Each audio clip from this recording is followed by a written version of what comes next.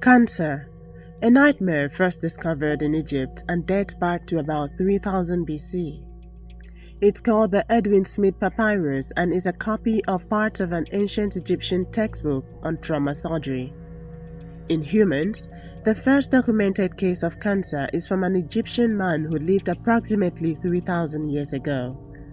Actually, the first written evidence of cancer is in manuscripts from ancient Egypt that describes the pharmacological, surgical, and even magical treatments used then. In Nigeria, according to the National Cancer Control Plan between 2018 to 2022, cancer is responsible for 72,000 deaths in Nigeria every year, with an estimated 102,000 new cases of cancer annually. This is a story of a survivor. My name is Pastor Mrs. Simabong Andresin. I was born in Odweru, in Imo local government area.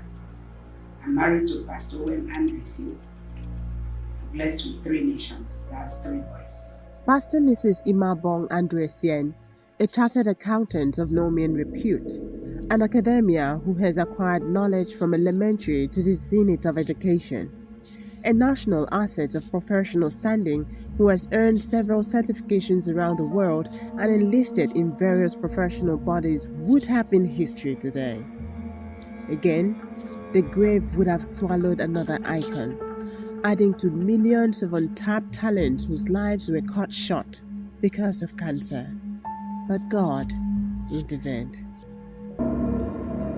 I actually discovered I had was a lump in my armpits that reoccurred several times, and I would go and I would do surgery and move the lump. After a while, it would come up again like 3-4 times. So the last time I went to the hospital, in fact, I was taking my bath. So suddenly I felt an unusual tangerine shaped like orange seed in my breast.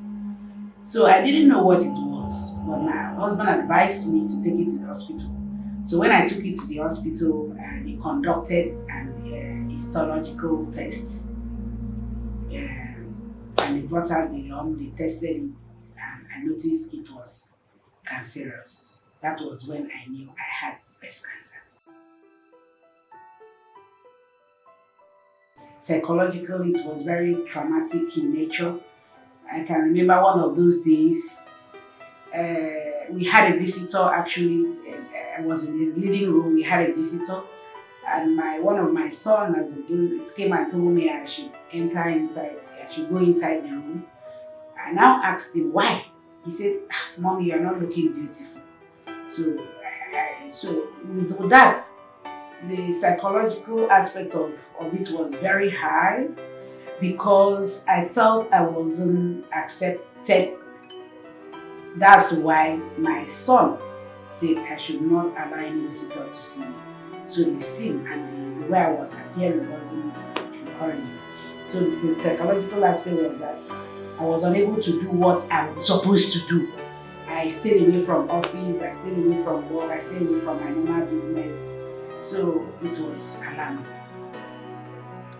Stigmatization, the fear of being accepted by family, friends, and the entire society is a situation every cancer patient finds himself. But with God and the encouragement from my family and friends, loved ones, I was able to gather courage to fight this nightmare. 2013, I was diagnosed of breast cancer precisely in August. So 2014, we decided to go to India, specifically Max Hospital in India, New Delhi. So when we went there, I happened to be admitted in a special room. It was a twin apartment. One was occupied by an Indian woman. So after a while, in fact, we lost her in the process. Along the line, I was like, if with all these facilities in Max Hospital in India and somebody is still dying of cancer, when next is going to be mine? So because of that, I was disturbed. I put a call to my friend here in Nigeria, and my friend told me that I shouldn't be disturbed. In fact, I should give God the glory that mine is even breast cancer. How about those who are on a wheelchair, that cannot walk, they are bedridden? That mine is only breast cancer. I should tell God thank you. So in the process of telling God thank you, my dear, I entered into a vow with God, and I told him, if actually you heal me of this, so I'm going to tell the world that you have healed me of breast cancer. So how do I do it? The idea of Only Believe Care Foundation came on board. Only Believe Care Foundation, OBK, is a non-profit, non-governmental organization established out of necessity on the 23rd of February 2017. OBK was created to commemorate year 2017 World Cancer Day in Atiamkwad, our Ward 4 in Ona local government area of Akwa Ibom State.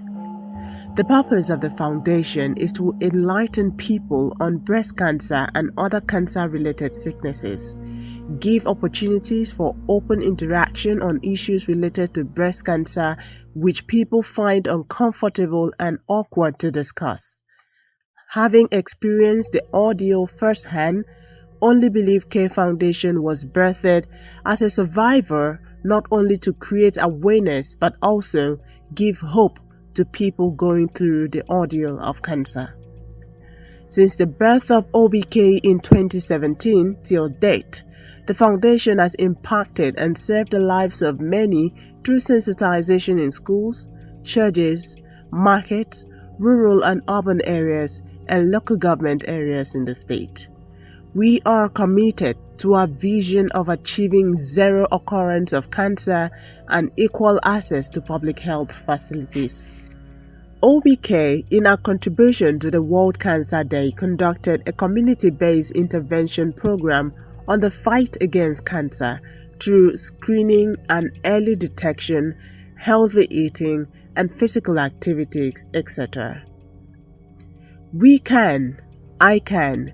The theme for 2017 World Cancer Day explored avenues where everyone collectively or individually can do his or her part to reduce the global burden of cancer. The sensitization outlined actions that communities and individuals can take to save lives in order to achieve greater equity in cancer care, thus making the fight against cancer a priority at the highest level. OBK was not left out in this regard. In 2018, OBK Foundation took awareness campaign to Ikodekbene market to inform and educate the men and women in the market on breast cancer, prevention, early detection, risk factor, and treatment. In 2019, Only Believe Care Foundation visited schools in Uruan local government area for sensitization. In the year 2020, Only Believe Care Foundation toured churches in Okaba local government area of Akwa Ibom State. In 2022, awareness campaigns were held on different dates and locations. In January 2022, Only Believe Care Foundation went to Apostolic Church number 23 Donalekong Avenue, Ewit Housing Estate, Uyo, to sensitize the members on the risks of breast, cervical, and prostate cancer and to remind them that early detection can save life. Information is powerful. Once you have the knowledge of anything that you're doing, it's like a two-edged sword. I want to tell you, without, my people are perished for lack of knowledge.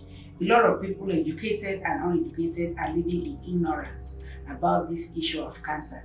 So, Only Believe Care Foundation is an advocacy non-governmental organization. We go to the grassroots, the urban area, to spread information that early detection saves life. We tell you how you can examine your breast, how you can be conscious of your health. So whenever you see anything happening to you that is abnormal in your body, so we have to advise you to go to the hospital. So that's what Only Believe Care Foundation is all about. It was again the session of a recurring decimal of thanksgiving, celebration, and giving back to the society as a founder of the Only Believe Care Foundation marked her birthday. This year's event, tagged Breast Cancer Survivors Pink Hour, was held at the prestigious Basilian Hall, House of Assembly Road, on 22nd June 2023.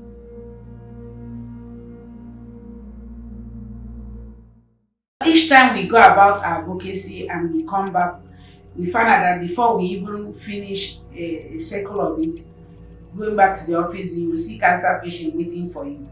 So it's always very sympathetic, when they come for counseling and you don't have anything to offer. So the major constraint that is facing Only Believe Care Foundation is limited resources and how we can raise funds.